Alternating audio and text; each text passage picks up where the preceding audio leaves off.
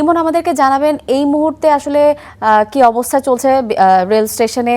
কোন রুটের ট্রেনে এখনো শিডিউল বিপর্যয় দেখতে পাচ্ছেন? আমি এই মুহূর্তে আছি কমলাপুর রেল স্টেশনে এবং ৩ নম্বর প্ল্যাটফর্মে আছি, যেখানে এই মুহূর্তে আমার পাশে যে ট্রেনটি দাঁড়িয়ে আছে সুবর্ণ এক্সপ্রেস, যেটি চট্টগ্রাম গামী একটি ট্রেন। এবং আমি যতটুকু দেখলাম যে এখনো পর্যন্ত এই ট্রেনটিতে খুব বেশি ভিড় নেই, অর্থাৎ স্বাভাবিকভাবেই কমলাপুর রেল স্টেশনে দেখা যায় যে যাত্রীদের অনেক উপচে পড়া ভিড় থাকে, এবং গত ঈদেও আমরা যেটি দেখেছিলাম যে যাত্রীদের উপচে পড়া ভিড় ছিল। তবে এবার ভিড় স্বাভাবিকের তুলনায় কিছু বেশি, তবে খুব বেশি অস্বস্তির কারণ হচ্ছে না বলে আমরা যতটুকু কথা বলে জানতে পারলাম যারা এখনও ট্রেন স্টেশনের দায়িত্বে রয়েছেন।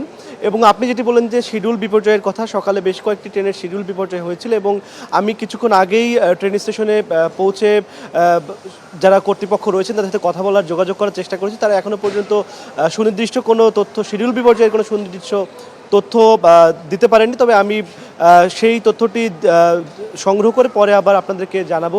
এবং ট্রেনের সাধারণত গতকাল সরকারি অফিস ছুটি হয়েছে, এবং এরপরেই আর 2 দিন আছে, 2 দিন পরেই মূলত ঈদ উল আজহা, এবং সেই ঈদ উল আজহার প্রস্তুতিকে কেন্দ্র করেই মূলত মানুষের ঘরে ফেরা তারা। এবং আপনি যদি আমার পিছনের পাশটা যদি আমি দেখাতে চাই যে মোটামুটি এখনও পর্যন্ত যে সুবর্ণ এক্সপ্রেসের পাশে অন্য সময় যেটা দেখা যায় যে সাধারণত কমলাপুর স্টেশনে এই সময়টাতে ট্রেনের পাশ ঘিরে প্রচণ্ড ভিড় থাকে এবং উপচে পড়া ভিড়। এবং এবছর যেটি হয়েছে, যেটি আমরা ট্রেনের যারা দায়িত্বে রয়েছে তাদের সাথে কথা বলে জানতে পেরেছি যে এবছর স্ট্যান্ডিং টিকিটের পরিমাণ কমিয়ে ফেলা হয়েছে, যার কারণে সেই অর্থে খুব বেশি ভিড় ট্রেনে হচ্ছে না। আমরা যদি ট্রেনের ভিতরেও আপনাদেরকে দেখাই যে এখনও পর্যন্ত এই ট্রেনটি কিছুক্ষণ পরেই ছাড়বে, এবং কিছু সিট এখনও পর্যন্ত ফাঁকা রয়েছে, যেটি আমরা দেখতে পাচ্ছি সুবর্ণ এক্সপ্রেসের এই ট্রেনটিতে।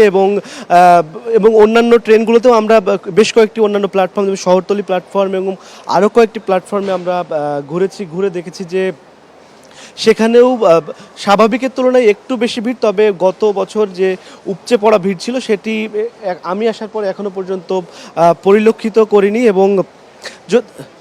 এবং এবং এরপরেও আরও যেহেতু 2 দিন সময় হাতে রয়েছে, সেই 2 দিন আসলে কিভাবে ট্রেনের ব্যবস্থাপনা হয়ে থাকে এবং যাত্রী ব্যবস্থাপনা হবে সেটি এখনো পর্যন্ত দেখার বিষয় রয়েছে। এবং এই ছিল কমলাপুর রেল স্টেশন থেকে ঈদের ফেরার সবশেষ খবর।